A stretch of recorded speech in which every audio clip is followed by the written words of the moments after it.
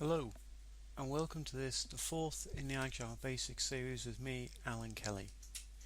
Today our topic is small.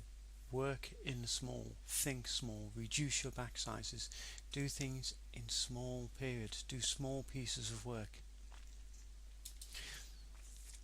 Software development does not have economies of scale. Most of us have grown up with the idea, even without consciously thinking about it, we've come to assimilate the idea that bigger is cheaper.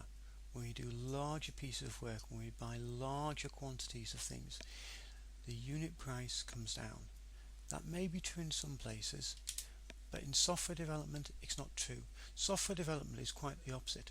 In software development we have diseconomies of scale. When things get bigger, the unit price also gets bigger. When things get bigger, the amount of time required to build them per unit gets longer. When software is developed, when we sell software, when we market software, yes, there are economies of scale. But when we're developing software, we see diseconomies in all sorts of ways. Bigger is more expensive in software development, so learn to think small. Think of it like this. When you go down to your local supermarket, your local grocery store, you're used to buying milk. And you're probably very used to the idea that if you buy a larger quantity of milk, a 2 litre container, a 4 pint container, a 32 ounce container, you expect it to be cheaper than if you buy the same quantity of milk in several smaller containers. So 4 500 millilitres of milk, 4 1 pints of milk, 4 8 ounces of milk. It may be true that buying milk is cheapest if you buy the big cartons, but in software development this is not true. In software development, lots of small cartons of software is cheaper. If you were to buy software the way you buy milk, you'll be better off buying a small carton of milk on a recurring basis than you would be on buying a large carton of milk less frequently.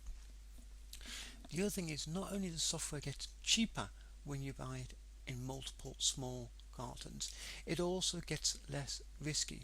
It becomes less risky for two reasons. Firstly, the chances that our requirements change have gone off.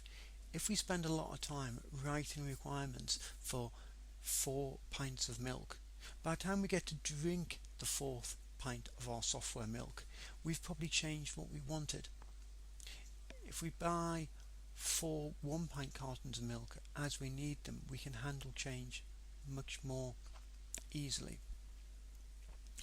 The other reason it changes is when we have small cartons of milk, it gets easier to test them, it gets easier to release them. It's easier, it's cheaper, it's less risky to do lots of little deliveries of little bits of software than it is to do one large all-encompassing delivery less often.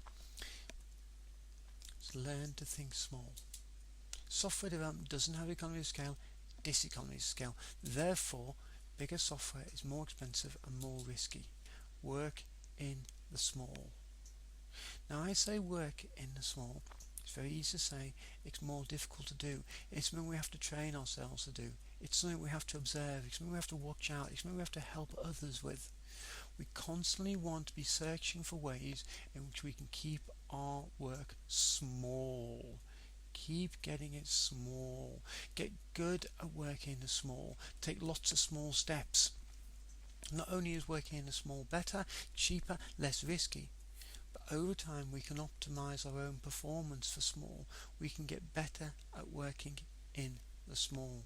We can get good at taking lots of small steps. So, you have small tests.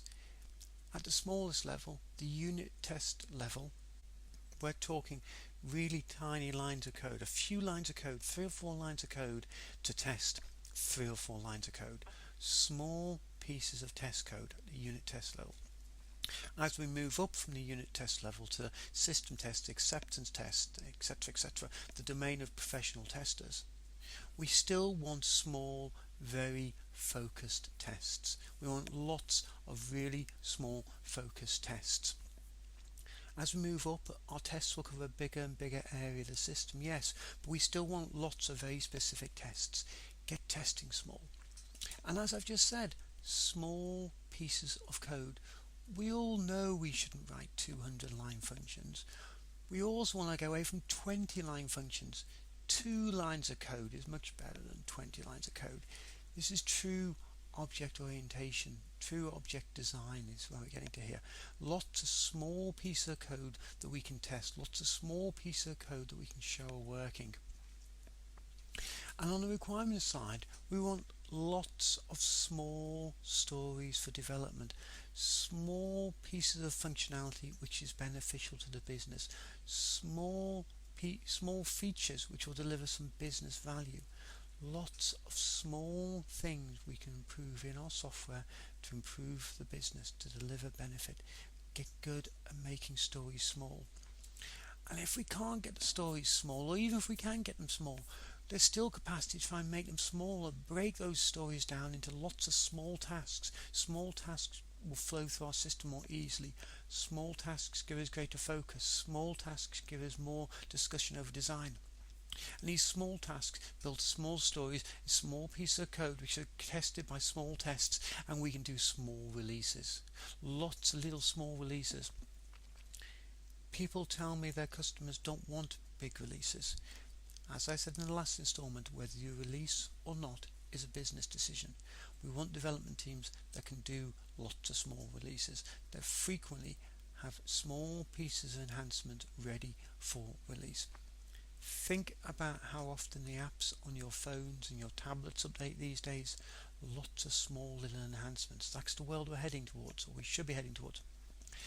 And hand in hand with making all these things small, we want short iterations, small time boxes, week, 2 weeks, 4 weeks at most, short periods of time where we do small pieces of work and we can push out small releases. Get good at small. Get away from big. Get good at doing small. And when you get good at doing small, then take lots of small steps. And when you can take lots of small steps, then you can get fast.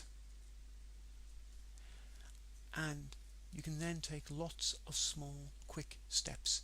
You will get a very agile, a very responsive organisation, a system, an organisation and teams which can build big things, but they build them through lots and lots of tiny little steps taken in quick succession.